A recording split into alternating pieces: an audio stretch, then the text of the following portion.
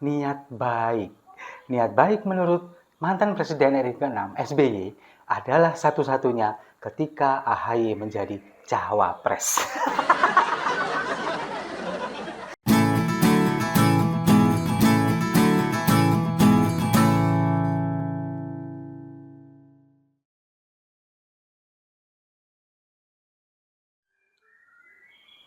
Salam damai untuk Indonesia, berjumpa lagi bersama saya, Papa Dimas. Info kali ini datangnya dari niat baik. Niat baik menurut mantan Presiden RI ke-6 SBY adalah satu-satunya ketika AHY menjadi cawapres. Sebelum kita bahas, mari kita simak dulu videonya berikut ini. Aku pemimpin Partai Demokrat merespons ajakan dari Mbak Puan atau PDIP untuk melakukan pertemuan dan berbincang-bincang. Partai Demokrat selalu berpendapat pertemuan yang berangkat dari niat baik, tujuan yang baik, membahas masalah-masalah bangsa tentu ada gunanya. Jadi itu yang dapat saya sampaikan sekarang. Ikuti saja perkembangannya nanti. Yang jelas pertemuan niat baik dari manapun, siapa dengan siapa selalu membawa kebaikan. Jadi memang SBY ini kan kemudian mengomentari tentang rencana pertemuan antara Puan Maharani, Ketua DPP Partai PDI, kemudian PDIP, kemudian dengan Ketua Umum Partai Demokrat AHY yang akan membicarakan masalah bangsa ke depan katanya, masalah politik. Jadi menurut Partai Demokrat, apapun yang baik-baik, niatan baik dengan tujuan yang baik demi bangsa pasti ada gunanya katanya.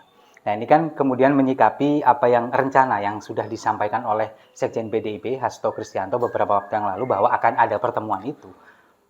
Dan memang kalau kita melihat nama AHY ini masuk ke dalam bursa cawapres dari Ganjar Pranowo. Ini bukan hanya gimmick politik, bukan hanya main-main, tapi tampaknya serius.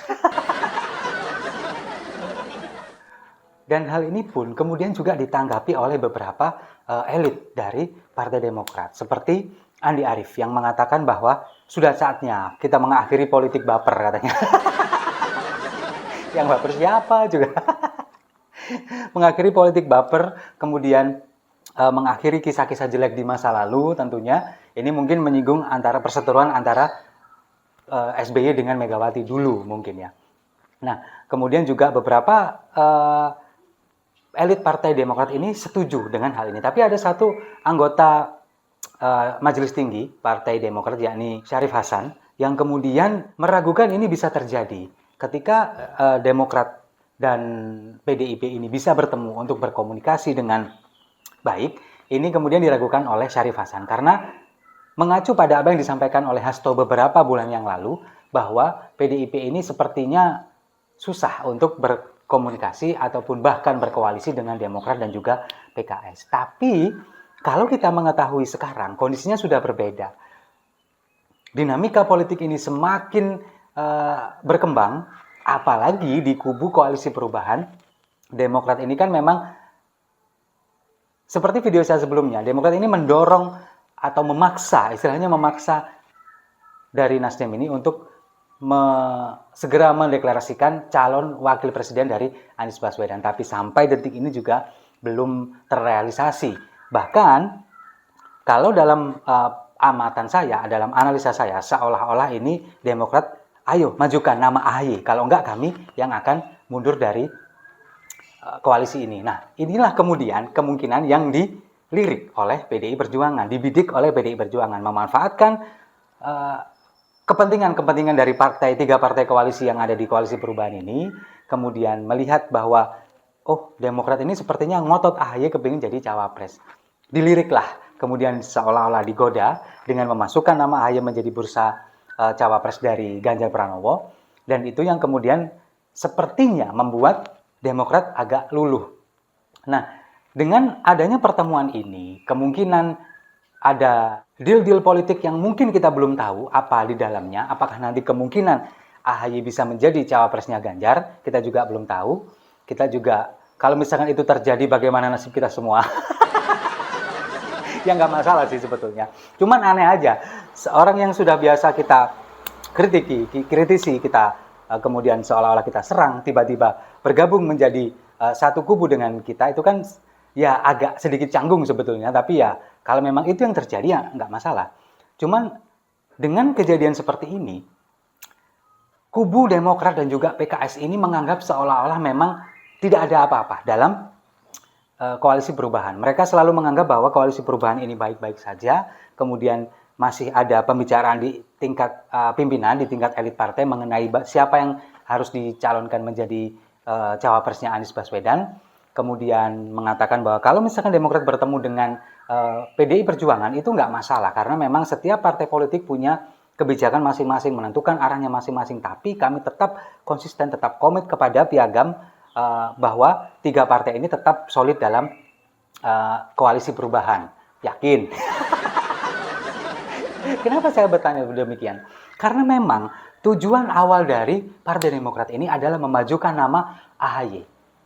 Kalau memang nama AHY ini kemudian tidak muncul di permukaan sebagai calon presiden atau calon wakil presiden, kemungkinan Partai Demokrat juga akan berpikir ulang. Apalagi sekarang semakin kesini semakin terlihat bahwa keberadaan Partai Demokrat ini hanya dimanfaatkan oleh Nasdem dan juga PKS untuk melengkapi suara presidensial threshold supaya bisa mencalonkan capres dan cawapresnya itu sendiri. Nah, itulah kemudian yang membuat Demokrat seolah-olah, loh kita cuma dimanfaatkan saja suara kita ini. Sementara orang atau ketua kami yang sangat potensial menurut mereka, ini kok tidak digandeng menjadi cawapres. Nah, itulah kemudian yang mungkin dilirik oleh PDI Perjuangan, sehingga dengan adanya nafsu atau keinginan dari AHY untuk muncul di permukaan sebagai calon presiden atau calon wakil presiden, kemudian ditawarilah oleh PDI Perjuangan dan akan ada pertemuan antara Puan Maharani dengan AHY. Meskipun kabarnya sudah terjadi pertemuan itu, kalau misalkan ada lagi berarti ini adalah tindak lanjut. Nah, ini kemudian direstui oleh bapaknya AHY, SBY, seperti yang di video tadi, bahwa apapun yang baik-baik, niatan baik, tujuannya baik demi bangsa ini pasti ada gunanya. Dan dia mengatakan kemungkinan Partai Demokrat ini membuka peluang untuk berdiskusi, kemudian berdialog, berkomunikasi dengan siapapun. Nah, jadi menurut analisa saya, niat baik yang disampaikan oleh SBY ini adalah satu-satunya ketika AHY menjadi cawapres. Ketika di koalisi perubahan AHY ini tidak dimunculkan namanya sebagai cawapres, maka Partai Demokrat akan meninggalkan koalisi perubahan. Makanya ketika kemudian oleh PDIP ditawari kursi cawapres, SBY mengatakan bahwa ini adalah sebuah niatan baik. Tapi memang benar, itu adalah niatan baik untuk nawari AHY sebagai cawapres. Atau minimal ketika dia tidak menjadi cawapres kemudian gabung dengan koalisi PDI Perjuangan, ditawari jatah menteri 1 atau 2 orang, itu masih lebih mending daripada dia di koalisi perubahan, kemudian nanti namanya tidak muncul di bursa cawapres, lalu dia hanya menjadi sebagai pelengkap presidensial threshold, kemudian kalah lagi, nggak dapat apa-apa. Jadi mending ganti partai, ganti koalisi dengan PDI Perjuangan, meskipun tidak jadi cawapres, tapi paling tidak mendapatkan jatah menteri. Dan yang paling penting lagi, ketika mereka bergabung dengan PDI Perjuangan, mendongkrak perolehan suara mereka, elektabilitasnya pun otomatis akan naik. Karena apa? Karena kalau kita melihat, setelah Partai Nasdem dan Koalisi Perubahan mendeklarasikan Anies Baswedan, 3 partai ini, Nasdem, kemudian Demokrat dan juga PKS, suara mereka, elektabilitas partainya ini semakin menurun tajam, anjlok di beberapa lembaga survei yang kredibel. Itu yang kemungkinan mungkin tidak mau dialami oleh Partai Demokrat. Kalau misalkan ini benar-benar terjadi, kemudian mereka sampai tidak lolos ke parlemen, apa yang akan terjadi? Partai ini akan lama-lama akan hilang, akan nyungsep dengan sendirinya. Makanya itu akan menjadi pertimbangan ketika mereka bisa bergabung dengan koalisi PDI Perjuangan. Paling tidak menambah perolehan suara mereka di pemilu 2024 nanti. Nah, itulah yang kemudian membuat banyak pengamat, kemudian membuat juga buzzer-buzzer recehan dari Partai Demokrat, kemudian juga buzzer recehan dari Anies Baswedan, ngamuk-ngamuk gak jelas karena masalah ini. Mereka ngamuk-ngamuk di media sosial. Apalagi buzzer-buzzernya Anies Baswedan ini. ketika tahu kabar ini, kemudian mereka banyak yang berkomentar bahwa katanya Ganjar di survei nomor 1, suaranya paling tinggi. Kenapa masih membutuhkan dukungan dari Partai Demokrat? Kenapa masih harus mengambil AHY dari Koalisi Perubahan dan sebagainya? Padahal intinya mereka ini sebetulnya takut. Kalau misalkan benar Demokrat kemudian bergabung dengan koalisi di PDI Perjuangan, kemudian hanya meninggalkan Nasdem dan juga PKS, Anies ini nggak bisa maju didaftarkan menjadi capres karena presidensial threshold belum terpenuhi. Itu yang mereka takutkan. Lalu kemudian dari beberapa buzzer Partai Demokrat juga ngamuk-ngamuk nggak jelas. Ngapain bergabung dengan mereka? Sudah benar ada di Koalisi Perubahan. Anies dan AHY ini adalah pasangan yang cocok. Benar-benar adalah mereka ini pasangan yang cerdas, intelektual, yang bijak, sopan, dan sebagainya. Itu yang mereka selalu komentari di media sosial.